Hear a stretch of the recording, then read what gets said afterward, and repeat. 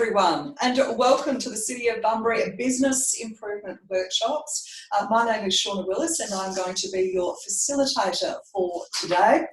We wish to firstly acknowledge the traditional owners of the land, the Wadandi Noongar people, and pay our respects to elders past, present and emerging.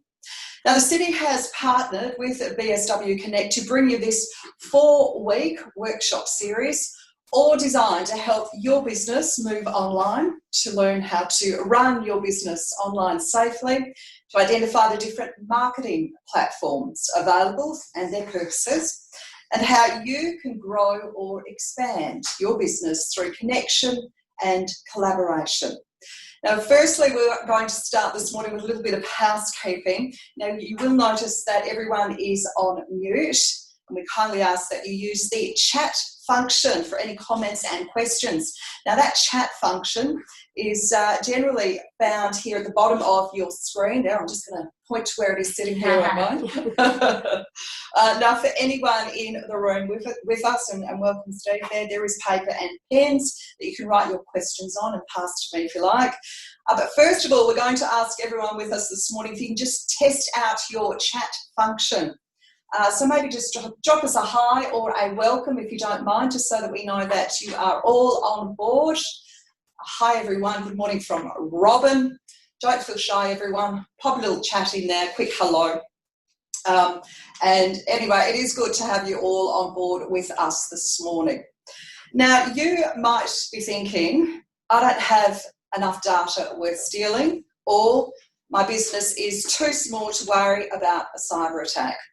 But today, our presenter, David Harrison from Too Easy Computing, is here to tell us otherwise and how you can protect your business. So I'm going to hand over now. Welcome, David. Thank you. And hello, everybody, and hello to everyone in the room. So today, we'll start with my slide, which is coming up. I've been in the industry over 20 years. 30 years, you know how you lose track of things nowadays. So I've seen a lot of things. I've seen where viruses have started and where they've gone to. So it's made a very big difference in the way that things are. So what I want to cover today is basically online best practice. Basically why you need or do you need VPNs? What is a VPN? And also security essentials, how to identify scam emails, because that's very important, because self-awareness is something that I'll cover a bit further down. Backups should always be your plan B, because basically security can only do so much, and also we'll go into that. Story times, I made a bit of a pun, stories from the crypto. That was a bit of an IT joke, sorry about that. And Q&A, so that we hand over to you guys, and then we can find out if you've got any questions. So moving forward on that, I'll probably keep this there. Knowing what you need, that's a big one. So with knowing what you need, we kind of want to focus on why do you need a VPN? You know, why do you need security? A VPN, a lot of people think a VPN is like Netflix. It's just like, oh, I need a VPN because I want to pretend I'm in the USA so I can get USA Netflix and get more content and stuff like that. That's actually a scary point, and I'll bring that to why a VPN is important if you need it for your business. Now, a VPN is actually where you create the internet. You'll be in the handout of a brochure as well, a bit of a diagram. You've got the internet, and it creates a secure link between your home and your work via the internet. So that means that between work and home is a transparent relationship. That also means when you connect to a VPN for Netflix, there's a transparent relationship with that host. And you actually see that a lot of people have been compromised because they're connected to a host which has been infiltrated, and then your access has been transparent because you've got a VPN to them in America or wherever. Why do you need a VPN? That's probably going to be a big one. A lot of the stuff nowadays is cloud-based. So with it being cloud-based, you don't really need a VPN. The purpose of having a VPN is if you need to access work. Do you need to print at work? Do you have a program at work that's not cloud-based and you have to use it at work? there's those kind of questions that you need to ask yourself. But why? Why do you need a VPN? Because a lot of the times nowadays, people don't need VPNs. We've been moving a lot of small businesses into non-server related cloud scenarios, which means that, there's other security factors involved, but means that the VPN is not required.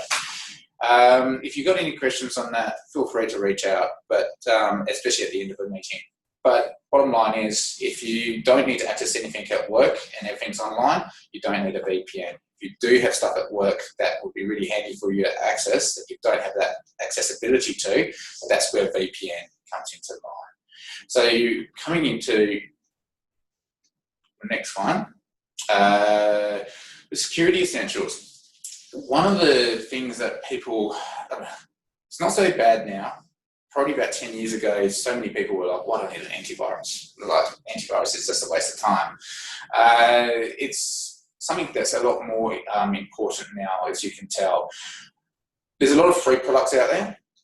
With the free antiviruses, they're okay. They will stop a lot of the things. But the problem is, they're free because they're trying to promote you to buy their paid-for products. So what you don't want is nag screens, because it's easy to click on it, then all of a sudden it goes into a trial mode and then it expires. Microsoft Windows has got a very good free antivirus built in. We've had some paid antiviruses that have not done the job, and we've uninstalled that and the built-in antivirus has fixed it. If ever you're in concern, there is a free program called Malwarebytes. That is actually, the link's on our handout. You've got to look at that, and we consider it, even in an IT game, we use different products, but we use Malwarebytes as a second opinion. So that will just go through, check everything out, a bit like when you go to a doctor, no different. It's like, you might think you're okay, but it's always good to get that a second opinion, especially when something could be lurking in the background and stealing your information. When you say, no one's going to want my information, that's a problem. It's like these viruses, they don't go, oh yeah, what does that person earn? Or who are they? These viruses actually are mostly script-based. So they will literally just jump in. You'll click on an email like Australia Post. You'll click on a toll email, a Telstra bill, which is basically sending you to an incorrect location. Again, on the handout list, you can hover over where they're trying to make you click and it will show you what's going on. You can see that, and that can actually give you a very good indication of what's going on. But very importantly, it's not biased. It doesn't matter if you've got a business or not. Homes get hit, businesses get hit. So all of those things are very, very important to take into consideration. So with the security essentials, Malwarebytes can see that. They can check that out, so they can give you a second opinion to make sure nothing's lurking there. And the obvious thing is just to make sure what you're clicking on. So with the scam emails, as I just mentioned, pretty much they're getting worse. So basically, scam emails, it was in a latest security report, they are coming out more and more. If you've got certain email providers, there's a provider called Hosted Exchange, which a lot of businesses use. Recommend it very strongly for business use. You can Google Hosted Exchange to see that. It's got pretty good spam monitoring on there. It's got a lot of other options for you. But there is no spam monitoring that's going to stop the fact that basically spam keeps getting created. It's coming from different domains, different places, masquerading more and more. Telstra bills look almost legitimate, and you just click on that thinking that it's correct. Probably the biggest one, scam emails, you could hover over the links as I talked about. You can see what they are. But the biggest one, scam emails, is, are you expecting a parcel? Obviously banking ones are easy, because if you get an ANZ banking report and you're not with ANZ, well, that's pretty simple. It's like, that's not it. But always think about the reality of it, especially the ones that ask you to log in and put all your personal details in. It's not correct. So take those into consideration as well. On the you'll notice on the slide there's actually a picture of what the scam email looks like. So if you have a look, I've hovered over the click here to claim your $100,000. that is not legit. But I put the hyperlink behind it saying tuisicomputing.com.au. So if you saw that, you go, oh, listen, I know tuisicomputing.com.au, that's okay. For example, if it's a Telstra bill, it will be telstra.com.au. But if it's a scam one, they make it really obvious. It'll be small link like .de, which is a dynamic link, or it will be some foreign address, and if you see that and it's not telstra.com, then you know it's 100% not correct. So those are the things to take in consideration. The reason that these viruses now get through by links and emails is because in the old days, viruses used to just have literally a header of malicious code. It'd be almost like walking down the street and seeing a criminal and they've got criminal written on their forehead. It'll be like, oh, yeah, that's easy. Like, you're a criminal. I'm not listening to you. But nowadays, what you'll find is these viruses, or what they call really malware now, because viruses are almost obsolete, but malware now is actually something that is a legitimate program. For example, the one that steals your information they actually encrypt your information. So the technology designed to secure your data, they use to actually encrypt your data. And then they put their own password on it. So Windows will generally look at it and go, oh, yeah, that's fine. You're encrypting your data. You're protecting your data, but it's not actually you. It's someone else protecting your data with, a different password. So that's where people get unstuck, and that's why so many of these viruses get through detection now, because they're literally masquerading as a normal program. So behaviour is the way that antivirus tries to stop this. So pretty much that brings me to your plan B. Plan B should always be backup. There's a common terminology out there now. It's called the 3-2-1 backup. Sounds very simple. Sounds like a Michael Jackson song. But basically the 3 is for 3 copies. So you got your original, you got in the two backups, and then obviously the one offsite as well.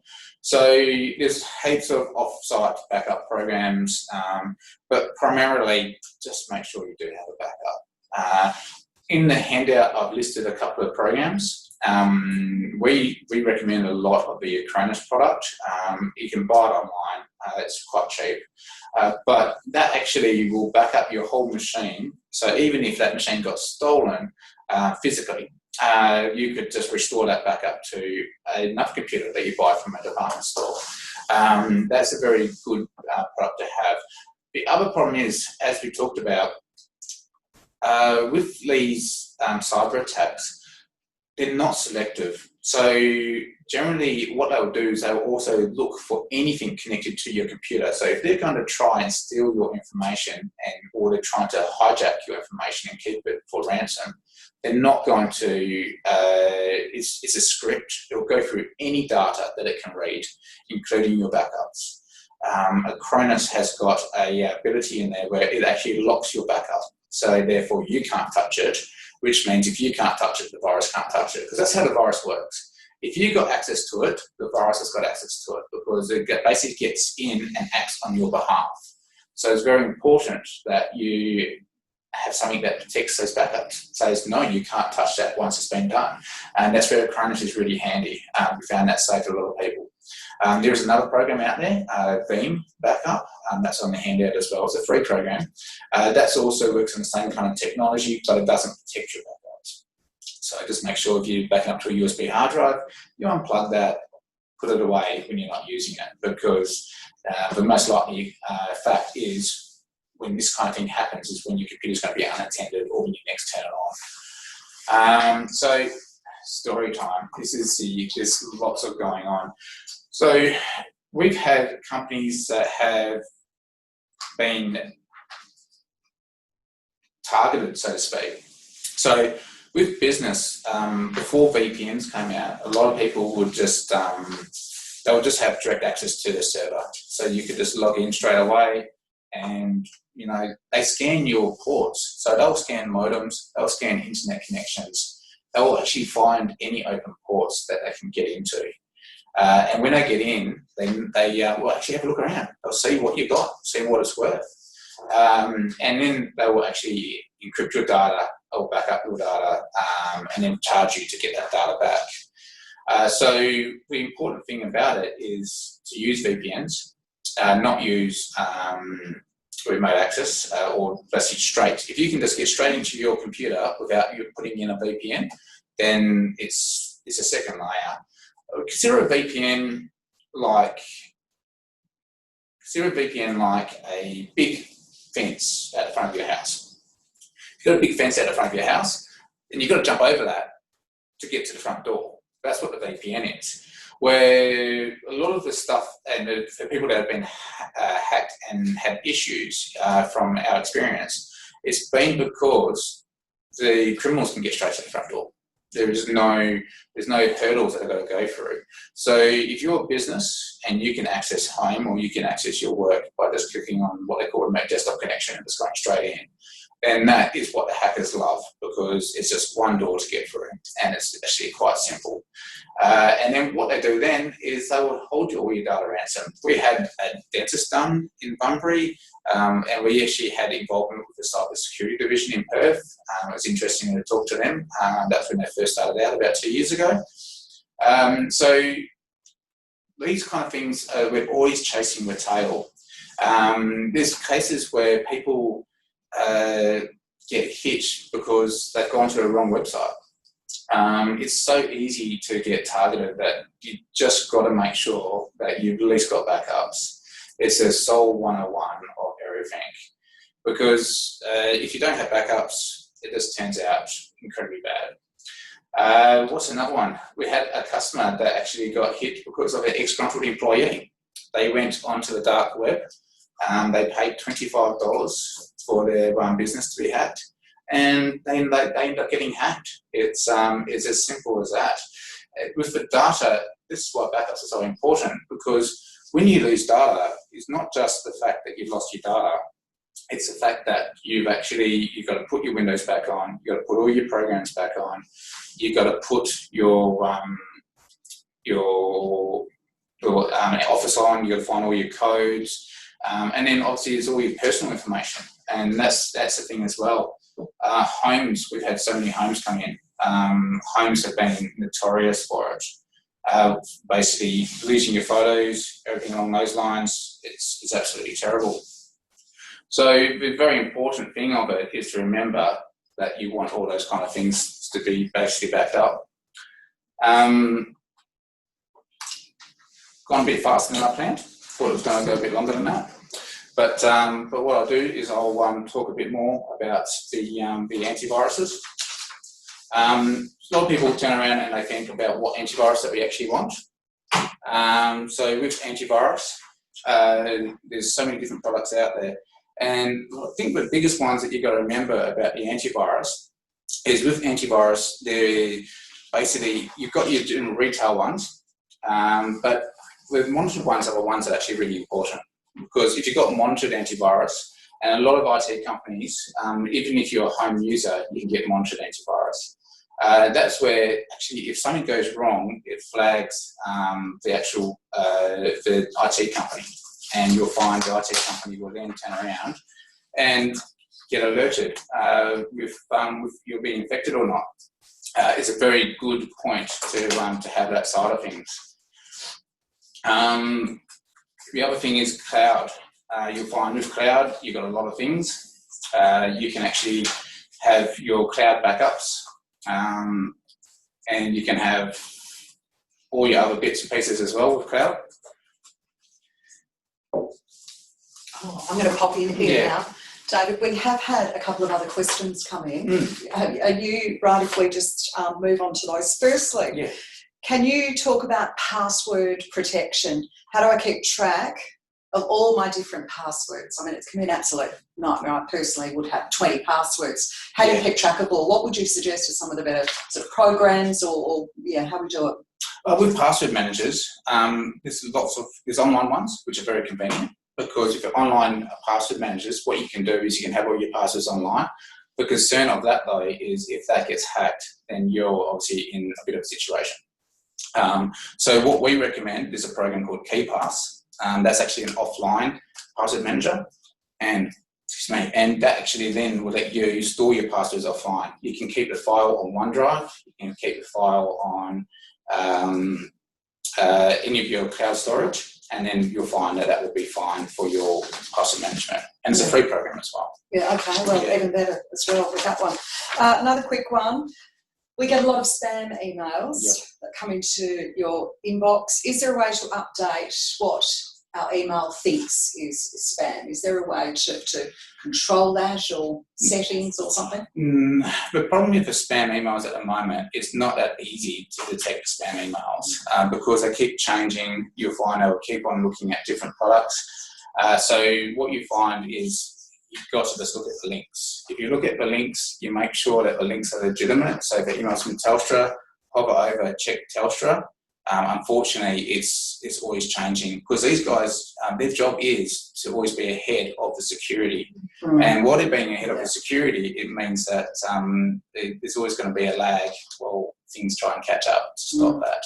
So the best thing is to have some awareness and actually make sure the links are legitimate. Yeah, okay, great advice. We do have another question, just back to VPN. What does it stand for? So it is a virtual private network. And so yet again, internet is it's almost like having a bus lane. So the bus lane in layman's terms is just for buses, and the road is for general traffic. A VPN will create your own secure layer between your one location and the other location, whether it's a business to business or home to business. And from that, you'll actually find out that other people can't kind of piggyback on that. So it'll give you that secure link. Yet again, the only purpose to have that is if you actually really need to access something from one site to another. The ransomware, it is what it is. Basically, what they will do is they'll get access to your computer. So ransomware, what does it mean and what does it do to your computer? They will actually use basically a bad email, or they will use a program. You can even a website. You can click on a bad link on a website and it will take you to ransomware. So we've had people where they've looked for recipes and they've been taken to ransomware. So it is that kind of stuff that can happen. So is it immediate? You immediately notice it on the screen? Everything just collapses, or does it, stealthily come in? It does. Behind? Yeah, it is. It's stealth. And what happens, it takes its time. So it may not happen straight away. I mean, we've had some cases where it would happen before you shut down the computer. In some cases, we've even had that happen 24 hours afterwards. Really? Not common, but it can happen. So what it does is they will encrypt all your data. So encrypting data is a method that's been around for a while, where people will encrypt data so that if your computer gets stolen, that data cannot be accessed without a password. So it stops people to take the information out, get access to it. Hackers now use that technology to basically modify your data so it cannot be seen without a password. And that's basically where the ransomware comes in. You get a note on your screen saying exactly what's going on, and then they'll give you a link. You have to pay money to get your ransomware back or your data back from the ransomware. So it's a big one, because then you've got to pay money, and they can be negotiable too. So we were talking about it before. If actually they think your information is worth more, e.g. being a small dentist or a small doctor's practice, they will actually ask for more money. So that's where the ransomware comes in. Okay, so a very, very real issue that we need to be. It happens, and they do it in spurts as well. So you will find that they will actually go through and spend a month hitting certain targets. So on the IT side, we end up finding that we have a lot of calls from customers that aren't ours, customers that are ours, saying that they've experienced issues. So they do go on literally sprees in particular times. Okay, and I suppose the thing being, if you've got concerns, call your IT specialist and get help. That's correct, yes. Yeah, all right. We do have another question here about the notification that a website is using cookies. Are these of concern? What do we need to be worried about with this? Cookies is an interesting one. So what you'll find with cookies is they actually keep your information. So when you go to a website and you save your username, for example, not even your password, that will be reserved in a cookie. The other thing is your preferences are saved into a cookie. So a cookie is not obviously a food. It's a piece of information that actually will record your preferences for a particular website. A lot of people want to turn off cookies. You cannot do that because some websites, they need that cookie to be able to remember what you just searched for, as in like 5 minutes ago, and help you navigate through that site. If you're concerned with cookies on a privacy level, in most of your web browsers, you actually have an option where you can clear your cookies after a certain period of time. But just remember, those cookies are required because other sites won't work without it because they need that information. Yeah, sure. Okay. We're just back to cyber attacks here. We've talked a bit about how they work, but just how frequent do they happen? And where do most of them come from? Are they emails? Are they, you searching on the website and clicking on? Sort of where are they coming from? Most of the ransomware and attack efforts come from emails because basically that's the easiest way for them to get you to click on a link. When they got websites, websites get monitored and they get shut down. So that's the biggest one where they can't survive long enough on the website. But emails can send through emails continuously, so they can live off that revenue for a long period of time because with the emails, often what happens is that email will affect your computer, but then forward on an email to everyone in your contacts list, which then is a spiral effect, and that will just keep on happening. Yeah. So that's a big one to consider with that kind of thing. Yeah, it's quite a scary sort of world in all of it, isn't it? How safe is it to use the remember password box on a website, or if your browser sort of automatically saves your password? With the remember side, it's not recommended because if you go to the remember side, that's where the cookies come into it. Mm-hmm. And with hackers, you can get your remembered passwords so quickly. A lot of people don't realise that there's programs out there that you can download off a generic website, which will get all your saved passwords in under a second. It'll put it into a text document. Okay. So Google's got a good feature, and a lot of these web browsers have good features, where if you actually log into your web browser, so with Google, often you'll see at the top, it will say log into your web browser. If you log into your web browser, basically that's encrypted. So all that data is encrypted, which means that then those saved passwords are encrypted as well. So if you do that, then you need to probably look at creating an account inside your web browser. Your web browser is what you use to actually browse the internet. And then that will actually store all your information in there and it be encrypted as well, which means these programs can't just get in there and extract all your passwords. Okay, that's one of the big ones. Most people would probably use Google. Yep. How safe is that? Like, is that the best, web browser to use? With Google, it's probably one of the most common ones. But what you'll find is with Google, it gives you probably more. The reason most people use it is because it gives you most realistic statistics. What you'll find with Bing and other browsers, a lot of them you'll actually find that you won't get the information you're really chasing, and that's when often you end up going to other websites. The other good thing about using Google as a search engine is if you're not sure about a website, you can actually copy and paste that website into Google, so the whole HTTP into Google search, and if it's actually a compromised website or it's got a virus on it, Google will actually tell you that. Oh, that's interesting. So so that's a lot of things that people don't know about, and that way you can actually check the authenticity. And the same thing if you're a business and you own your own website and you're not sure if you've been hacked, then that's a good way to check it as well. So you put your own website into address into search. It and okay. Yeah. Really interesting feature. Right. Can you tell us more about the dental clinic that got hacked? What were the hackers trying to find, and did they ultimately get it? Yeah, so with that dental clinic that got cyber hacked, that was a manual attack, and that was because their business had open, basically what they call an open port. So there was no VPN, so there's no secure way to access them. And a lot of people have these kind of things open on their own computers as well. So what you'll find is if there's any form of remote support on your computer, it can be a vulnerability. So they jumped in and they were able to look around. They could see there was information that was worth money. So they manually encrypted that whole site. And then they answered a ransom. No. Yes, and then went into negotiations. And majority of the time, if you pay the ransom, they will give you your data back. But the problem with a ransom is when even if you're a home user and all your photos are encrypted, the problem with that is they will actually, they'll say, oh, you got home photos. So they'll reduce it. So they might say it's $250. But still $250 to get back information that's yours is quite expensive.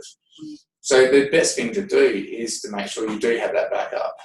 And there's so many programs out there now to have your machine backed up. Safely look after your information. Yeah. And particularly, I suppose, for a business, if you've got clientele lists, you've got their contact details, you've got addresses, potentially you may have credit card information and so forth. That's correct. I mean, and that's another one. Don't save your credit card information into your web browsers, because that's a common thing that people are trying to do now because it makes things easy. So I strongly don't recommend. The other thing to consider is a lot of people know about Microsoft Office. You have Microsoft Office. That's a yearly subscription normally. So you pay yearly and you get your Microsoft Office. Now with that, you actually get 1 terabyte of OneDrive storage. Now the storage on that will synchronize, so you have the access to your data on your phone, you have access to your PC, and also OneDrive have a rollback system, which means that you can go back 28 days to get your data back. So therefore, if something changes, then you can roll back and check that out. And that's basically part of your Microsoft Office suite. And everyone nowadays has got Word or Excel. Yeah. So that is a big one to have. Yeah, should be covered. Probably gets us back to the whole thing about 3 backups. Look, it does sound hard, but is it something you should be doing, at the end of every day, at the end of every week? Can you set something up that makes it relatively easy to just do that process? Yeah, so the best way would be USB hard drives, as I talked about. There's a program called Veeam, and you can actually set different hard drives. So you just change those hard drives each day. But some people have too much information. We have customers where they have, big hard drives, 5 terabytes of data full of photos and personal information. That can be quite difficult to back up. So our recommendations generally would be to go to something like Officeworks. They seem to be the cheapest way. Get 2 hard drives as big as you can get them. Basically on a what we call a 2-to-1 ratio. So if your storage is, let's say, 1 terabyte, then get a 2 terabyte backup. Okay. Use a program like Veeam or a backup software program. A lot of them even come with their own backup programs. Windows 10 also has its own backup program built in. So if you go down on your Windows 10, you can see the search down the bottom and you type in backup. That will come up and give you a backup program. That backup program will actually back up your data and some of your Windows, but in our experience, it's not as fail-safe as using a data protection program such as Veeam or Acronis. Right. So they're the better ones to go for. And the good thing about Acronis, the backup, as I mentioned, cannot be modified. So therefore, if the backup can't be modified, it's great because then no one can get into it. It's not open to it. No, and you can't delete it by mistake because, that's a common thing as well. People will actually delete their own backups by mistake. So that's a big one to consider. So at least backing up once a week? Yes, I would say a minimum. Well, backups is kind of depends on how important your information is. Yeah. Because we've got some people that don't change the information monthly. So then in that case, a month would be fine for a backup. But if it comes to a point where how long until that backup would actually be painful for you? Like if you lost your information in a day or in a week, how painful would that be? That's very Okay, so relevant to how important each day is. Yes. Be mindful then of how frequently you need to back up. 100%. We've got another question that's come in here. Just in the last day when I try to access my bank's website, not login page, just their website, a message came up saying access denied, you don't have permission to access, it was a NAB website. Could this be related to a malware or some kind of It can be. virus issue?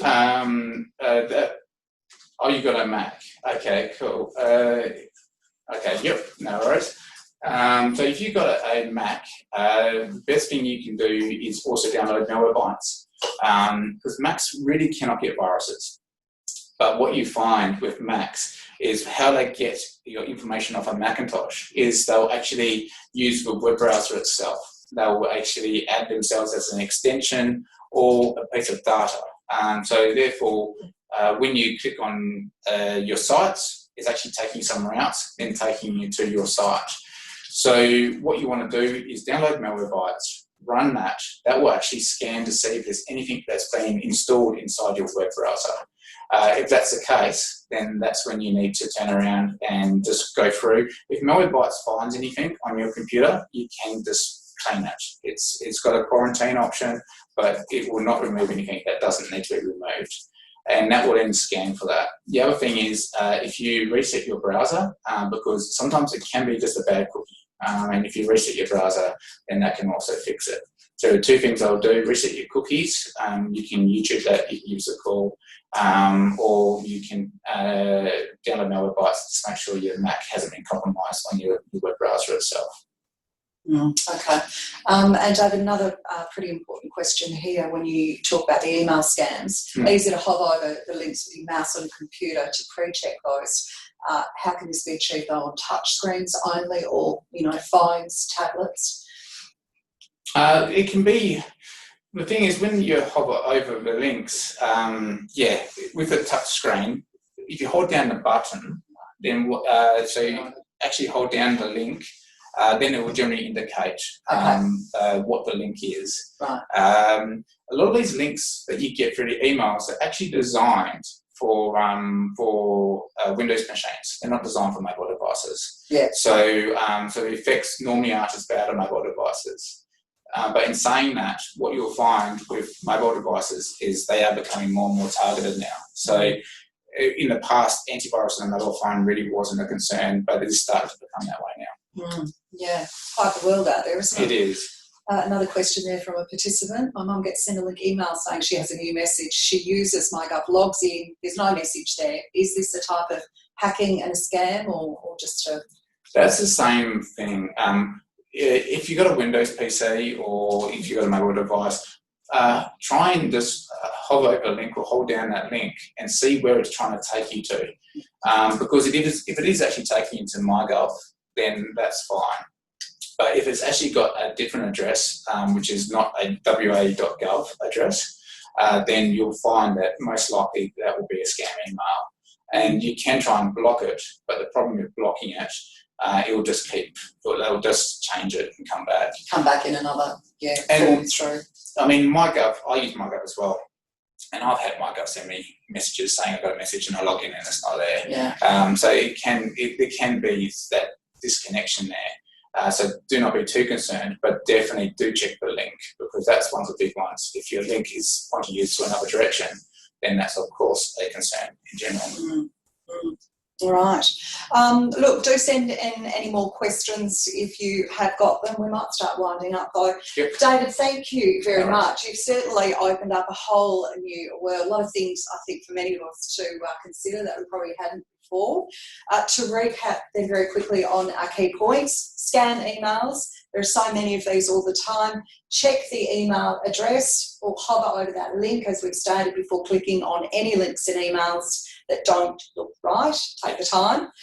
If you want a second opinion on the security of your computer, use Malwarebytes to scan for anything your antivirus may have missed. Yes. Really good point with that one. And lastly, the plan B: backup, backup, backup. It's the one thing you can be sure of. Unfortunately, with viruses, it's their job to be in front of all the virus protection you've got out there. It's a good protection, it's a good system to have, but you do want your plan B. Yeah, okay. We've just got another quick question here. What proportion of cyber attacks actually target small businesses? And is there any way we can actually check how secure our systems are? There's a few sites out there. On Trend Micro's website, they've got a link that actually you can put in your internet address. So it starts getting technical, but if you know what your public IP address is, that's the IP address that your internet's connected to. You can put that into a lot of the security companies' websites, and they'll actually do a check to see if there's any vulnerabilities. Okay. So that is an option. The biggest one that we always say to customers is most of your modems out of the box, they will restrict access. So your Telstra modems, your Optus modems, and obviously if you've got a specialised modem. They don't have open ports. They don't have those kind of tunnels into your computer by default, because I mean that's why they're sent by the internet providers such as Telstra. So normally you actually have to create one, otherwise it will turn around and become an issue. So during my point is your modem won't have general vulnerabilities to start with. You actually have to configure that. So if you haven't configured remote access into your home or remote access into your work, a lot of people will turn around and try and modify their modem so they can get yet again American Netflix. Right. That creates a vulnerability. Yeah. So if you haven't done those kind of things, then your modem will be stock standard, and therefore it will be pretty much built to try and stop those things. The problem though is that a lot of these things they use links like emails, which means they link straight through. So therefore, even though your modem's secure, it's creating a secure link outside your modem, a bit like a VPN, and that's where your problem is. That connection. Be ever vigilant. How important is it to? Oh, actually, we'll go and look at text messages. Now, these are more and more frequently coming through on our phones and so forth. The scans coming through, like the Australian Tax Office. Yes. One. What can we do about that? Unfortunately, those scam emails and the text messages are so common now, and they prior I was speaking about how when a customer or a person gets hit by a cyber attack on their emails, they'll infect the person that the email went to because they clicked on the link. Then it will send out massive emails. Those emails basically go into cyberspace, and there's a website called Have I Been Pawned? Is PAWN, and it's called Pawn. But it's that website will actually, you can put in your email address, and it will tell you exactly whether your email address has been compromised. Some email addresses have been compromised over 20 years ago, and the way these hackers work is they'll actually see what password you used for that email address, and then basically try and link onto other things or access your email directly and to see if they can get information of what you have got. So that's one of the things you've got to take into consideration. I mean, one of the customers we had, a hacker got into their emails. It was a financial institution. They sat in their emails for a month. And what happened is they were just reading the emails. They were reading how people talk and reading who sends what to get things paid. So then they turned around and they started composing emails saying, oh, listen, I need this bank account paid ASAP, I'm out of offers.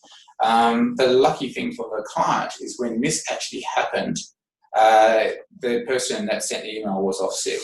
Oh. So it got brought to attention. And yet again, the host of the exchange, the Office 365, has got auditing, so we could go in and see it. But that's the extent. So these hackers, sometimes they'll sit there for ages waiting. So it's important to get your second opinion with Malwarebytes. It's important to keep long-term backups because you don't know when and what point these guys are going to attack. So those things are extremely important to have in place. So make them part of your routine as opposed to then just every now and then. Make them part of. That's correct. I mean, it takes nothing. If you are on your computer and you're a home user, I mean, if you're in a business environment and it's monitored, then that's fine. If you're in a home environment, make sure you just click down the bottom, make sure your antivirus is up to date. If you get that little message down the bottom saying your antivirus is not installed or not up to date, then click on it, action that. Sort it. Yes, yep. And backups are no different. Windows is good now because Windows actually has a thing which will tell you whether your backups are out of date. It's an action center. Okay. It's designed to help people. So if you want to have a look at that, have a look at the Action Center on your Windows. It will tell you steps of how to do your backup, how to do your antivirus. I mean, Microsoft even recommends antivirus products apart from their own that you can have a look at. So you've got those kind of features as well.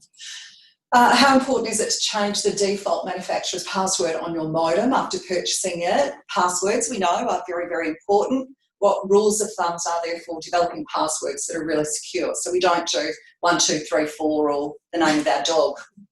So modems and devices suffer from what they call IOT attacks. And that's where a virus will get in and use the generic code in your modem, your Google Home, any of those devices.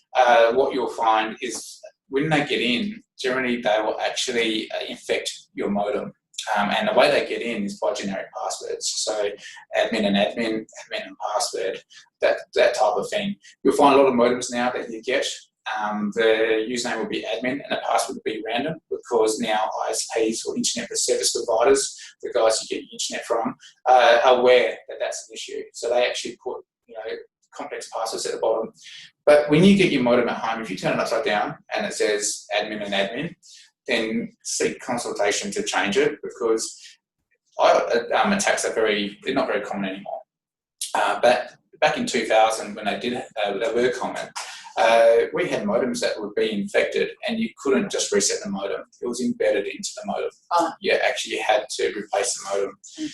So yes, it is a good idea to change that. IOT, yes, it's, I need to Google that.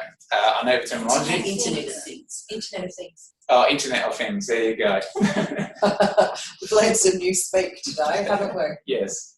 David, that is just wonderful. Look, thank you very much. No, right. Such a fascinating and interesting world, and I hope everyone's certainly gained a lot of information out of that. Remember to seek advice if you do have any further questions.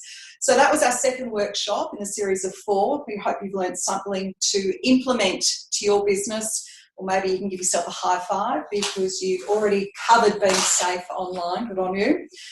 So again, just a reminder, this is the second workshop in a series of 4 business improvement workshops.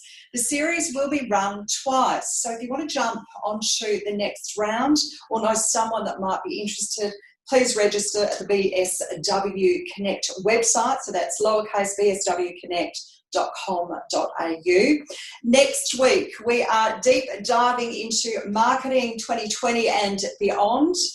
Anthony from Rethink Marketing and Lauren from Moshi Moshi Marketing will cover the different sort of social media platforms available and their uses, along with online marketing and more traditional marketing techniques as well. Look, thank you again, David. No Absolutely worries. fascinating today. And thank you to everyone that has joined us. We hope you have a wonderful day and look forward to seeing you all again next week. Goodbye.